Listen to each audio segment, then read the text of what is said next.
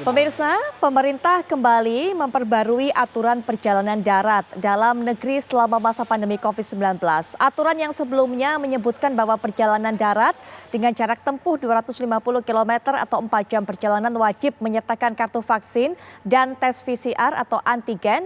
Nah, saat ini berdasarkan instruksi Mendagri Nomor 57 tahun 2021, pelaku perjalanan domestik dengan mobil, sepeda motor maupun transportasi umum cukup menunjukkan kartu vaksin dan antigen H-1.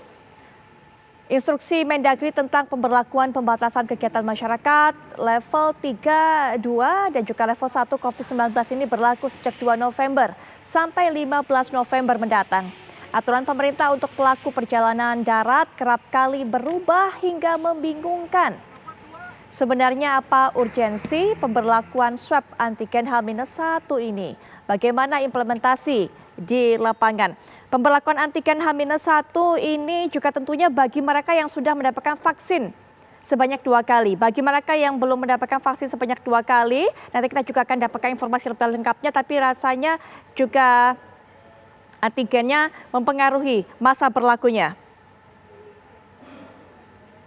Baik, ini kita lihat syarat perjalanan domestik yang bisa diberlakukan mulai 2 hingga 15 November. Menunjukkan kartu vaksin, kemudian juga antigen H-1 untuk moda transportasi, ada mobil, sepeda motor, kendaraan pribadi yang kami maksudkan, kemudian juga bus, kereta api, dan kapal laut.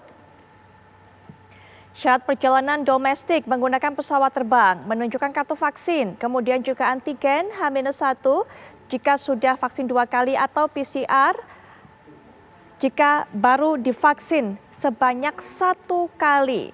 Seperti yang sudah sempat saya katakan tadi, adanya penghapusan syarat PCR ini memang di satu sisi agak meringankan bagi masyarakat. Tapi di sisi lainnya juga membuat masyarakat semakin bingung karena begitu cepatnya berubah-ubah.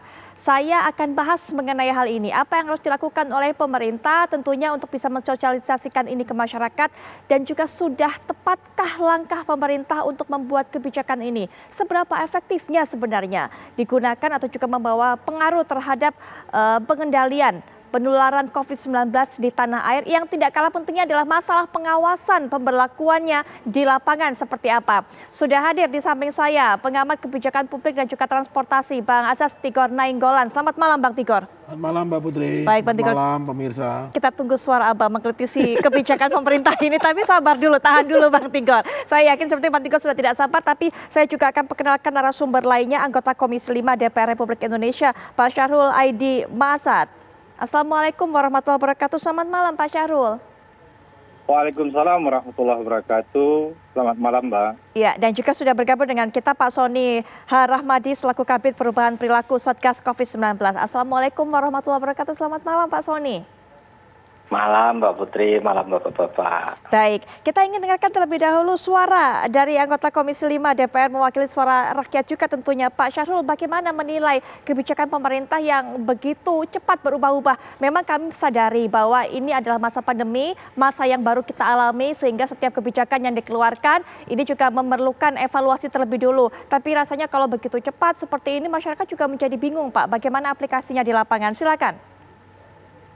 Iya, kami sebagai wakil rakyat mendapatkan pengaduan melalui telepon, media sosial, bahkan dalam beberapa acara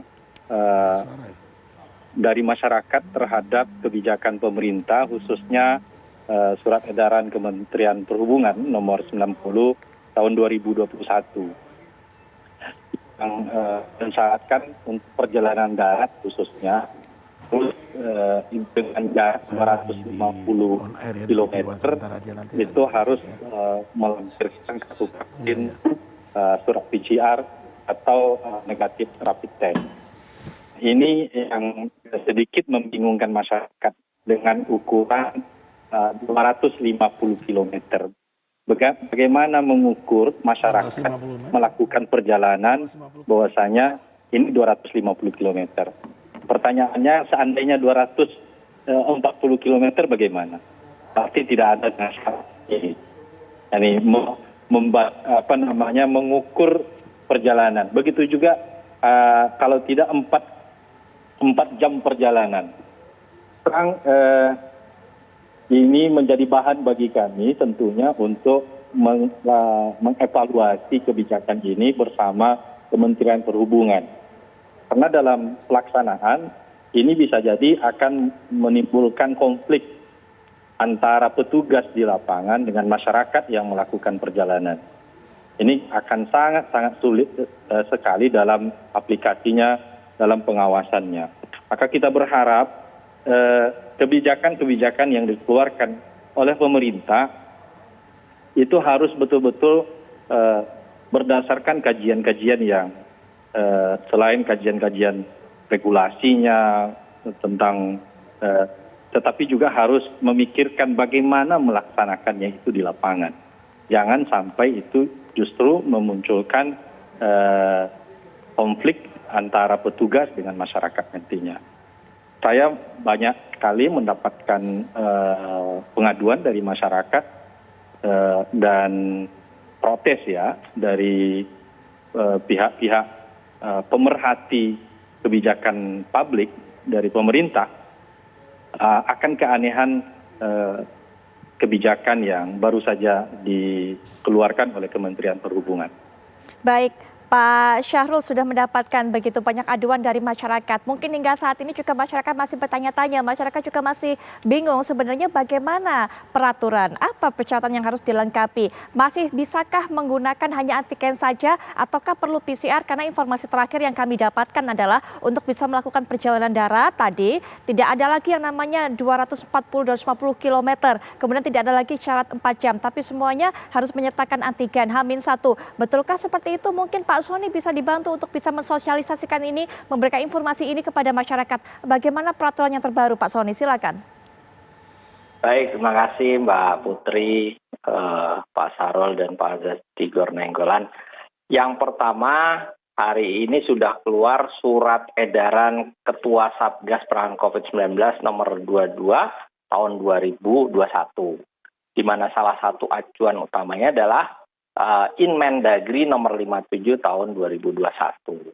Di dalam surat edaran Kasatgas nomor 22 tahun 2021 tadi dijelaskan bahwa pelaku perjalanan jarak jauh dengan moda transportasi udara dari dan ke daerah di wilayah Pulau Jawa dan Bali ya, serta perjalanan yang ada di internal Pulau Jawa dan Pulau Bali wajib menunjukkan persyaratan sebagai berikut ya. Yang pertama adalah kartu vaksin kalau sudah divaksinasi dosis pertama, dia wajib juga menyampaikan surat keterangan hasil negatif tes PCR yang sampelnya diambil dalam kurun waktu maksimal 3 kali 24 jam.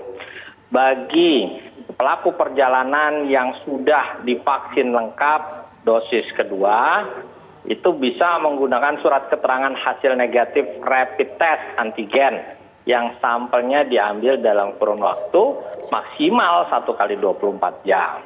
Nah, begitu juga dengan di luar Pulau Jawa dan Bali. Lalu kemudian pelaku perjalanan dengan moda transportasi laut, darat, menggunakan kendaraan pribadi atau umum, penyeberangan dan kereta api antar kota, ya wajib menunjukkan kartu vaksin minimal dosis pertama.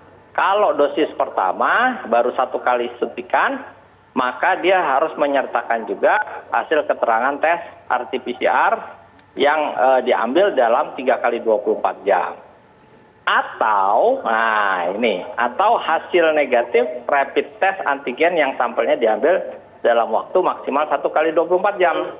Jadi pelaku perjalanan moda transportasi laut dan darat mau umum ataupun pribadi, dia minimal harus sudah vaksinasi dosis pertama, itu syaratnya. Dan yang kedua, punya surat hasil tes negatif PCR 3 kali 24 jam atau rapid test antigen 1 kali 24 jam. Nah, kemudian khusus perjalanan rutin dengan moda transportasi darat ya, baik itu pribadi maupun umum di wilayah aglomerasi, ya aglomerasi perkotaan itu dikecualikan dari persyaratan perjalanan tersebut. Jadi tidak perlu menunjukkan surat vaksin maupun menunjukkan hasil tes. Jadi itu sudah jelas di dalam surat edaran Kasatgas nomor 22 tahun 2021, Mbak Putri. Baik, Bang Tigor juga tadi kita sudah mendengarkan itu adalah peraturan terbaru yang disampaikan oleh Pak Soni tentunya. Bagaimana melihatnya? Kalau tadi dari DPR sudah menyuarakan harusnya kalau membuat kebijakan ada kajian-kajian tersendiri yang begitu mendalam dan juga bagaimana aplikasinya sehingga seperti ini tidak gampang berubah begitu. Ya, jadi gini, beberapa hari lalu juga kita diskusi di sini Mbak Betul, Putri ya. betul. Artinya ini nggak konsisten, kontradiktif gitu peraturan-peraturan yang dikeluarkan pemerintah. Dan itu membingungkan masyarakat ya. Kenapa harus PCR kalau sudah vaksin gitu.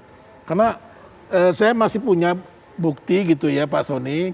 Menteri Kesehatan tuh bilang kalau dia sudah vaksin ya di 14 Januari itu ada beberapa bukti di media massa. Itu tidak perlu lagi menunjukkan sertifikat PCR. Cukup sertifikat vaksinnya gitu loh. Nah ini kan juga membingungkan. Nah sampai tadi siang saya dengan Pak Nasrullah kalau tidak salah, ya ketika tadi siang kita bincang ya Pak ya di radio, itu masih kebijakannya jalan darat PCR. Tapi kok malam ini berubah lagi jadi hanya antigen, ini kan bercanda jadinya. Kok pada masa pandemi begini mengeluarkan regulasi bercanda gitu loh. Ya bercanda-bercanda gitu, nggak serius. Ini kan bahaya gitu loh. Dan ini bisa merosotkan wibawa pemerintah. Baik. Ya ini bahaya gitu loh. Masyarakat bisa nggak percaya Pak Soni. Coba bayangin, sampai tadi siang itu masih berlaku kebijakan yang dikeluarkan oleh Menteri Perhubungan. Bahwasanya harus PCR, ya nggak Pak Soni tadi siang. Untuk perjalanan darat. Sementara sekarang Imendagri yang keluar.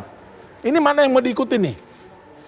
Ya antara kebijakan yang dikeluarkan Menteri Perhubungan sama instruksi Mendagri. Karena kalau bertransportasi, tunduknya pasti pada keputusannya kebijakannya Menteri Perhubungan nanti. Baik. Gitu loh. Ya, ini juga membingungkan menurut saya. Jadi harus tegas sekarang gitu loh. Baik. Kenapa gitu loh? Baik, Ya, Bang itu. Tigor. Nanti kita akan bahas lebih lanjut lagi termasuk Pak Soni juga bisa diberikan tanggapan, ada catatan tadi dari Bang Tigor baik tidak konsisten, kemudian juga kontradiktif, membuat masyarakat bingung. Membingungkan, ada dua peraturan. Betul sekali, nanti kita akan bahas lebih lanjut. Kami juga bisa informasikan kepada Anda bahwa hingga diskusi ini berlangsung, pihak perwakilan dari Kementerian Perhubungan belum bisa bergabung untuk bisa memberikan keterangan secara pasti kepada kami. Kami akan bahas saat lagi.